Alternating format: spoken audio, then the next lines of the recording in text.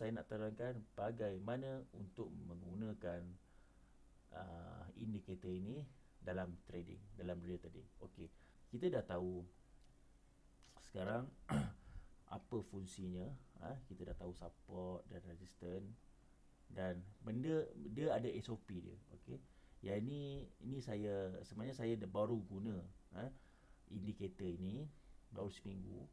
Jadi mungkin baru ni menjadilah.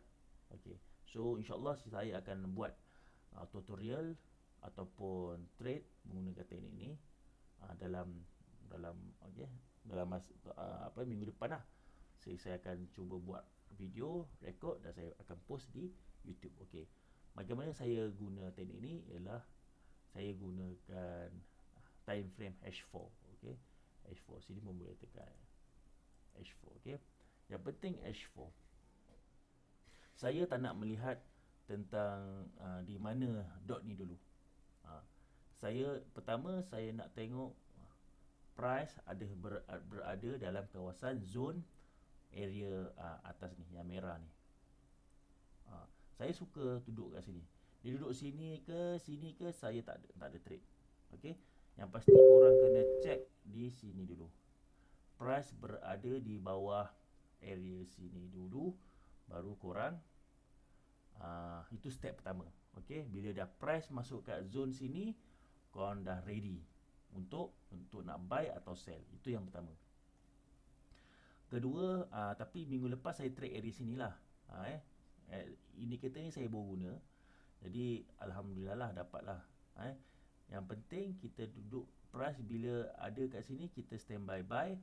Bila price berada di sini kita standby untuk sell. Okey, itu yang pertama. Bila dah ni di time frame H4, bila price dah ada di area sub resistance, kita akan ubah kepada time frame 15. Okey, 15.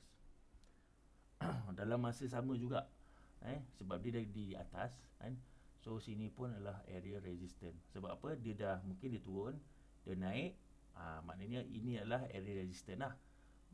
Okey, faham tak? Kalau dia pecah sini mungkin ini bukan resistance lah. Okey. So dia naik, dia turun, dia naik, dia turun, dia naik, dia turun. Okey. Macam mana saya nak trade di sini? Bila kita dah tahu di H4 ni adalah zone merah atau di atas,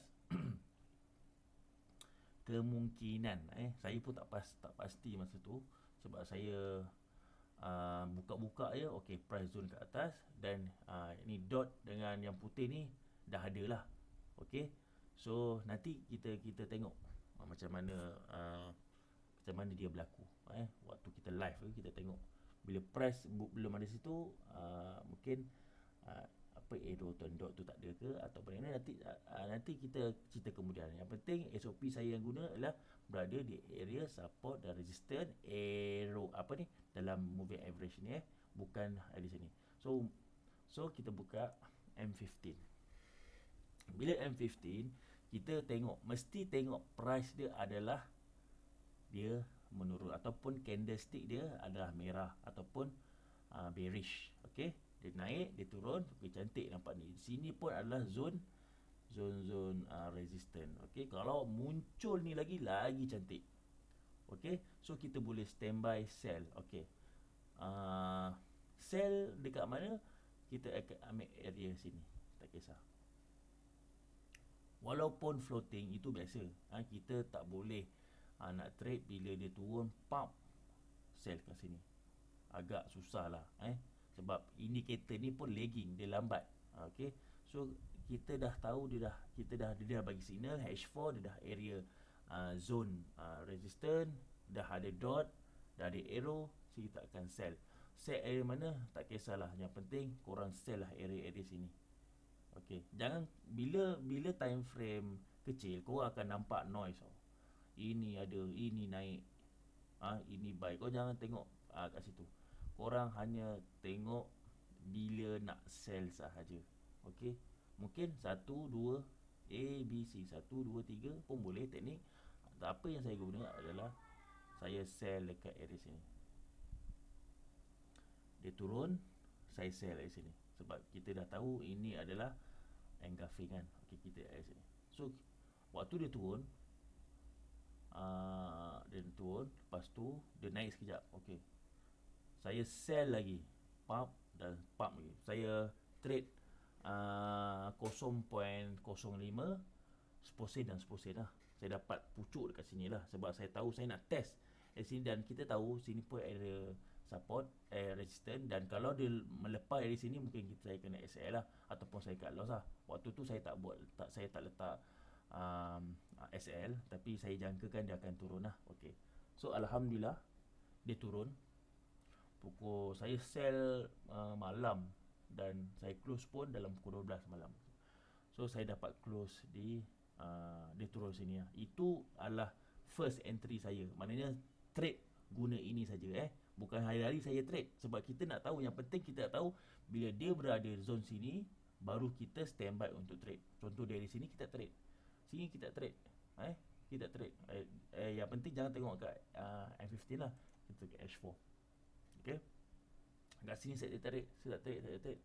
So bila dia dah sampai area sini baru saya standby untuk trade. Okey, faham tu. Itu yang penting. Dan untuk nak menguatkan lagi, bila korang tengok di sini currency strength ni, contohnya waktu tu kemungkinan USD lemah, USD kuat, Australia ni mungkin lemah. Sebab tu dia kata ini menunjukkan ini adalah satu SOP yang seterusnya untuk confirmation untuk kita sell. Okey. Untuk TP, untuk TP saya belum lagi untuk set TP. Mungkin kita boleh kita ambil set TP kat sini. Tapi sebab saya waktu tu malam pukul 12, lepas tu saya tertengok lah. Waktu tu saya New Year kan, sebelum New Year tu saya tengok saya dah close dalam $70, $78. Baik, saya cukup lah. Cukup lah. Jadi saya tak set lagi TP. Tapi kalau korang nak set TP macam biasalah, korang boleh guna Fibonacci. Okey, katakan A, B, C, korang tarik kat sini. Kat dot ni, dot pertama dengan dot, katakanlah ni A, ni B, ni C, korang tarik ni kat B dengan kat A. Okey, tarik kat sini. Yang penting dia ke bawah. Okey, dia ke bawah. Okey. Kalau ikutkan TP dia, mungkin korang TP ada sini korang share kat sini, saya tak kisah. Yang penting macam saya layer itu, layer. Masa tu tak guna Fibonacci pun tapi ini saya tak salah cara untuk korang nak set TP. Mungkin korang boleh set TP di sini. Selamat. Itu yang pertama untuk set TP. Yang kedua, saya buang ni. Yang kedua, korang boleh set dekat area sini. Dekat biasanya orang akan TP kat area zone sinilah. Kat mana? Di sinilah. Sebab sini adalah mungkin peak rest R&R dia. Tempat dia rest sekejap. Nampak kalau kau tengok pattern dia pun, sini pun ada tempat rest. So kemungkinan dia akan rest di sini, lepas tu baru jatuh. Okey. So kita jangan ambil TP jauh sangat sampai 200 pip. Tak apa, ini permulaan saja. Sebab walaupun kita tengok H4, kalau H4 mungkin dia panjang, besar pergerakan dia. Kemungkinan kalau kita tarik TP dekat sini, dia menggunakan retracement, Fibonacci retracement. Kita ambil sini contohlah, ambil sini. Kemungkinan TP dia dekat 161.8 ni di sini. Tapi jauh.